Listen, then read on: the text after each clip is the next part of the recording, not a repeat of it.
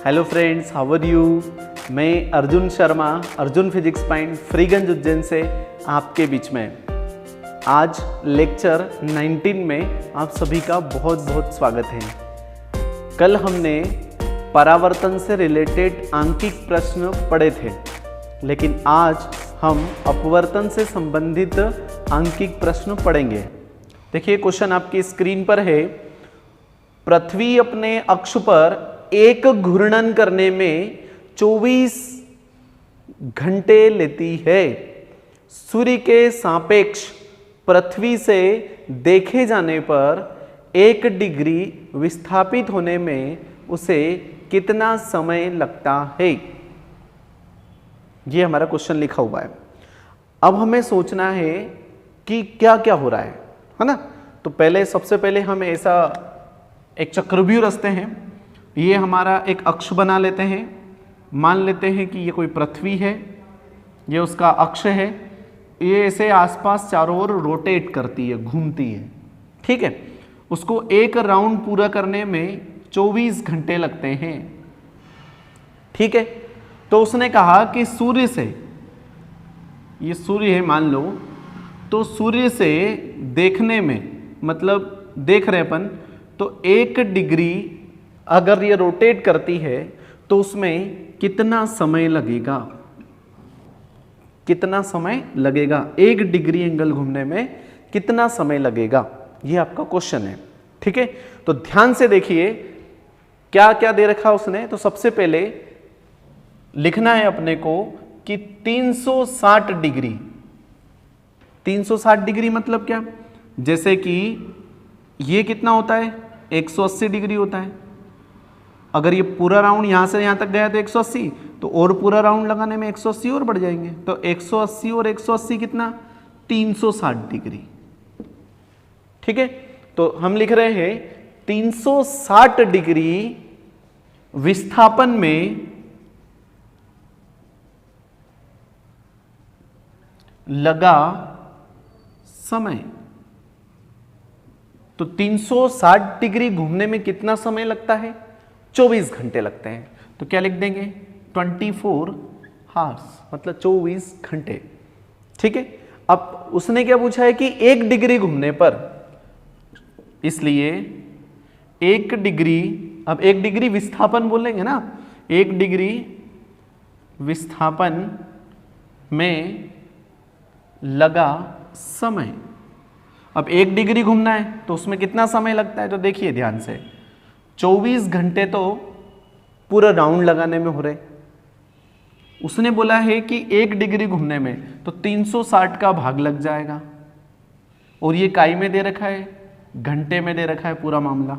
इसको मिनट में कन्वर्ट करेंगे तो 1 घंटे में कितने मिनट होते हैं, कितने होते हैं, 60 मिनट होते हैं। 1 घंटे में कितने मिनट होते हैं, 60 मिनट होते हैं। तो 1 घंटे की जगह हमने 60 मिनट लिख दिया। 0 से 0 को क्रॉस कर देंगे, 6 से काटेंगे, 6 कम 6 और छाएं 36। तो 6 बचे हैं, ऊपर 24 है, तो 6 को फिर 24 से काट दो, 6 कम 6, 6 चौक 24, बोले तो कितना बच रहा है, 4 मिनट। तो 1 डिग्री विस्थापन में लगा समय कितना हो जाएगा, 4 मिनट। ये हमारा क्या है, आंसर है। समझ में आ रहा है बच्चों। देखिए बच्चों, अगला क्वेश्चन आपके बीच में, कांच का अपवर्तनांक 1.5 है।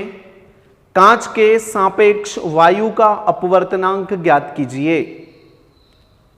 ठीक है, अब हमें देखना है कि कांच का अपवर्तनांक कब होगा। कांच को कहां से देखेंगे, कांच के अंदर बैठ के नहीं देख रहे हम वायु में से बैठ के देख रहे हैं। तो सबसे पहले हमें लिखना है, दिया है, क्या दिया है, ए म्यू जी हमें दे रखा है 1.5। ठीक है, ये आपके क्वेश्चन के अंदर दे रखा है। ठीक है, अब हमें ज्ञात क्या करना है, ज्ञात ये करना है हमें कि जी म्यू ए कितना होगा। तो आपने प्रकाश की उत्क्रमणिता पढ़ी है, तब हम जानते हैं कि प्रकाश की उत्क्रमणीयता के सिद्धांत से। और प्रकाश की उत्क्रमणीयता का सिद्धांत क्या होता है ये ज्ञात करना है। तो जी म्यू ए बराबर कितना 1/a म्यू जी। ये एक दूसरे के क्या होते हैं व्युत्क्रमानुपाती होते हैं। क्या होते हैं व्युत्क्रमानुपाती। तो देखते हैं वैल्यू रखते हैं जी म्यू ए ऐसा कैसा, इस ए म्यू जी की जगह लिख देंगे हम 1.5। ठीक है, पॉइंट हटा देंगे, ऊपर क्या लग जाएगी 0 लग जाएगी, काट देंगे 5 दूना 10 और 5 3 15, मतलब जी म्यू ए कितना आया 2/3। 2 में 3 का भाग लगा देंगे, तो यहाँ तो छोटी संख्या है इसलिए दशमलव लगा देंगे, तो यह हो गया 20, 3 6 18, फिर 2 इधर क्रॉस, फिर 0 लगा देंगे तो 3 6 18, बोले तो जी म्यू ए हो जाएगा 0.66। मस्त पेटी पे एक डब्बे में बंद करेंगे, यही हमारा आंसर है। बहुत सरल क्वेश्चन है, हमें केवल ये समझना है कि पूछ क्या रहा है, हमें फार्मूले भी याद है और बहुत अच्छे से हम कर सकते हैं। ठीक है, तो देखिए बच्चों तीसरा क्वेश्चन आपके बीच में है, यदि किसी द्रव का क्रांतिक कोण 45 डिग्री है, यदि किसी द्रव का क्रांतिक कोण कितना है 45 डिग्री है। चलो देखते हैं, दिया है क्रांतिक कोण की बात करी है, क्रांतिक कोण को अंग्रेजी में क्रिटिकल एंगल बोलते हैं, तो C से डिनोट करते हैं, तो उसका 45 डिग्री कोण दे दिया है उसने।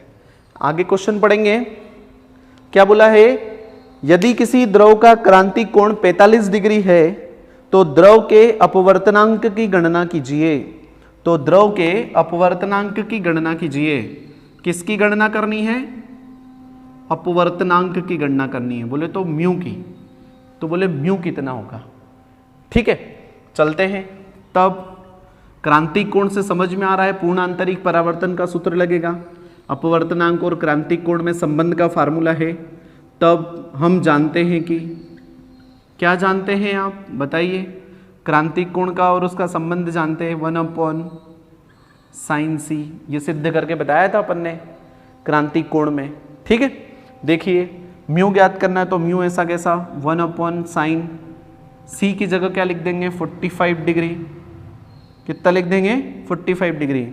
और साइन 45 डिग्री क्या होता है आप सब लोगों को पता होना चाहिए, कितना होता है बताइए 1/√2 होता है। क्या होता है, साइन 45 डिग्री होता है 1/√2। ये 10वीं में आपने पढ़ा है। ठीक है, याद नहीं है तो कोई बात नहीं। म्यू ऐसा का ऐसा, ये अगली स्टेप में कहाँ चले जाएगा ऊपर, तो √2 हो जाएगा। √2 अपन में 1 है, तो 1 लिखने की जरूरत नहीं है। और √2 की वैल्यू क्या होती है 1.41। ये किसकी वैल्यू है √2 की, ये वाली। ठीक है, ये हमारा आंसर आ चुका है। देखिए बच्चों अगला क्वेश्चन आपके बीच में है, क्वेश्चन को पहले ध्यान से समझेंगे। वायु में रखे किसी बिंदु स्रोत से प्रकाश कांच के किसी गोलीय पृष्ठ पर पड़ता है। ब्रैकेट में लिखा है म्यू इक्वल टू 1.5 तथा वक्रता त्रिज्या 20 सेंटीमीटर, ब्रैकेट बंद। प्रकाश स्रोत की कांच के पृष्ठ से दूरी 100 सेंटीमीटर है, तो प्रतिबिंब कहाँ बनेगा। देखिए ध्यान से, उन्होंने बहुत सारी चीजें दी है। तो सबसे पहले हमें μ1 भी दे रखा है, इसमें μ2 मतलब अपवर्तनांक 2 दे रखे हैं, कोई वस्तु की दूरी भी दे रखी है। ठीक है, तो म्यू कितना दे रखा है μ1, उसने बोला है वायु में रखे किसी बिंदु स्रोत से। ठीक है, तो म्यू दे रखा है, पहला माध्यम दे रखा है 1, दूसरा दे रखा है 1.5, ये सब क्वेश्चन के अंदर दे रखे हैं। फिर उसने बोला है u मतलब वस्तु दे रखा है कांच के पृष्ठ से 100 सेंटीमीटर दूरी पर है, तो u बराबर दे रखा है माइनस का 100 सेंटीमीटर। यहाँ पे अवतल वाला पृष्ठ है इसलिए माइनस ले रहे अपन। दूसरी बात कर रहे हैं, उसने वक्रता त्रिज्या भी दे रखी है, तो वक्रता त्रिज्या कितनी दे रखी है r बराबर 20 सेंटीमीटर दे रखी है। ठीक है, तो ज्ञात क्या करना है हमें ज्ञात करना है कि प्रतिबिंब कहाँ बनेगा। बोले तो v कहाँ बनेगा, v ज्ञात करके बताना है। तो हमें यहाँ सूत्र लगेगा, v हमें फाइंड आउट करके बताना है। तो देखिए सूत्र है हमारा μ2 में v minus mu 1 upon u equal to mu 2 minus mu 1 upon में आर। ये हमारा फार्मूला लगेगा। जब दो माध्यम दे रखे रहते हैं तो हमें ये वाला फार्मूला लगाना रहता है। तो अच्छा, म्यू 2 की वैल्यू क्या है? म्यू 2 की वैल्यू है 1.5 अपॉन में कितना दे रखा है? वी तो फाइंड आउट करना है, माइनस म्यू 1 कितना दे रखा है? तो 1, और यू कितना दे रखा है? -100, तो ये -100 इक्वल टू यू 2 कितना दे रखा है? 1.5 और माइनस u1 कितना दे रखा है? 1, और r की वैल्यू कितनी दे रखी है? 20, तो यहाँ मैंने लिख दिया 20। कुछ भी नहीं करना है, यहाँ पे माइनस माइनस कितना हो जाएगा? प्लस हो जाएगा। 1.5 अपॉन में v, ये minus minus plus 1/100 equal to, यहाँ पे 1.5 में से 1 गया तो आधा बचेगा, मतलब 0.5 बचेगा। यहाँ 1.5 रुपया है, 1 रुपया चले जाएगा तो कितना बचा? 58, बोले तो 50 पैसा, तो बोले तो 1.5 में से 1 गया तो आधा, मतलब 0.5, और अपन में कितना है? 20 पॉइंट हटाते हैं तो क्या लग जाती है? एक 0 लग जाती है। ठीक है, इसको इससे काटेंगे तो 5 एकम 5 और 5 चौक 20 और एक 0 बच रही, वो यहाँ लिख देंगे। पूरा सॉल्व करते हैं अच्छे से। तो शुरू से लिखते हैं 1.5 v ऐसा का ऐसा प्लस 1/100 इक्वल टू 1 कितना हो जाएगा? 40, तो ये 40 लिख दिया हमने। ठीक है, इस 100 को बराबर के उधर ले चलते हैं, तो 100 बराबर के उधर जाएगा तो क्या का हो जाएगा? प्लस का है, बराबर के उधर गया तो माइनस का। अब हमें इन दोनों में से लघुत्तम लेना है। तो कल भी मैंने लघुत्तम लेना सिखाया था, आज फिर बता रहा हूँ। 40 और 100 का लघुत्तम कितना होगा? तो अपन एक काम करते हैं, 20 से भाग देते हैं। तो 20 दूना 40 और 20 पंजे 100, फिर 2 का लगाएंगे, फिर 5 का लगाएंगे, ये हमारे 16 हो गया। तो 20 गुणित 2 गुणित 5, मतलब 20 दूना 40 और 40 पंजे 200, मतलब एलसीएम कितना आ रहा हमारा? 200, तो ये 200। ठीक है, 40 का पहाड़ा ऐसा बोलना है कि 200 से आगे नहीं जाना चाहिए। तो 40 पंजे 200, 5 बार 5 का गुणा ऊपर कर देंगे, तो ये 5 ऐसा का ऐसा, बीच में साइन माइनस का। 100 का पहाड़ा बोलना है 200 से आगे नहीं जाना चाहिए। तो 100 दूना 200, 2 बार 2 का गुणा ऊपर दी गई संख्या से गुणा कर देंगे, तो 2 एकम 2, 1.5 अपॉन में v, 5 में से 2 गया तो 3 बटे में कितना? 200। v का मान ज्ञात करना है, तो एक काम करते हैं, तिर्यक गुणा करते हैं, v इधर 200 इधर और 3 नीचे, तो 1.5 तो ऐसा कैसा 200 ऊपर आ जाएगा ये वाला, और 3 का चले जाएगा नीचे और v ऊपर। अब एक काम करते हैं, पॉइंट हटाते हैं तो एक 0 लग जाती है। 15 एकम 15, 15 दूना 30, 2 एकम 2 और इसको काटेंगे तो ये 100 बार कट जाएगा। मतलब v बराबर कितना? 100 सेंटीमीटर। अर्थात प्रतिबिंब कहां पर बनेगा? 100 सेंटीमीटर पे बनेगा। और प्रतिबिंब आपतित प्रकाश की दिशा में कांच के पृष्ठ से 100 सेंटीमीटर दूरी पर बनेगा। ठीक है, कल हम इससे आगे वाले न्यूमेरिकल सोल्व करेंगे। इनकी आपको घर पे प्रैक्टिस करना है। ऑफलाइन क्लास में और ज़्यादा न्यूमेरिकल करवाऊंगा। ठीक है, आज के लिए इतना ही। जय श्री महाकाल।